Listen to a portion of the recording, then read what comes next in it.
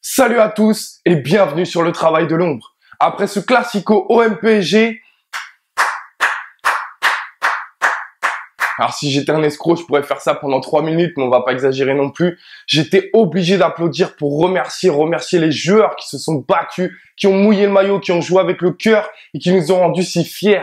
Applaudir ces supporters complètement fous qui ont mis le why toute la journée dans la ville, pendant le match, dans le stade et même après. Bref, c'était fou. C'est pour ça que j'aime l'OM. C'est ça l'OM. Alors merci à tous. Vous connaissez maintenant la gimmick par cœur. Je suis censé enchaîner en vous disant que j'aurais pu vous parler de ci, de ça ou encore de ça. Mais sincèrement, ça serait vous mentir sur cette vidéo parce que j'étais obligé de ne parler que d'une seule chose, que d'un seul homme, de notre Brésilien qui a mis dans l'ombre tous les leurs, Luis Gustavo. Et pour évoquer son match, l'analyser en images, évoquons d'abord le premier point où il a été précieux et embêtant pour les Parisiens. C'est dans son pressing sur Verratti qui les a empêchés de relancer facilement. On commence donc avec cette première séquence à la 12e minute de jeu où on voit que Verratti vient décrocher et se proposer à Marquinhos pour relancer. Gustavo, au départ dans sa zone, va pas hésiter à aller presser l'Italien haut et lui resserrer l'espace pour compliquer sa relance.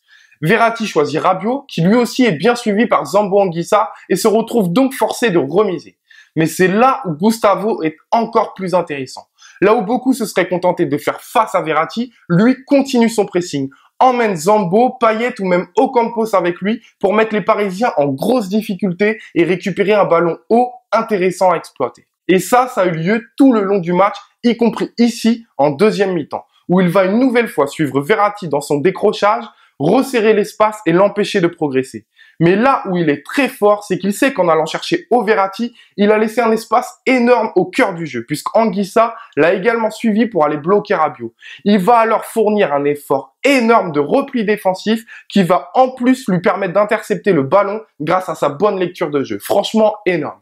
Ajoutez en plus de ces ballons récupérés haut grâce à son pressing, un grand nombre de ballons précieux ratissés dans nos 40 mètres, comme ici ou encore ici, avec toute l'agressivité qu'on lui connaît sans pour autant prendre de carton jaune.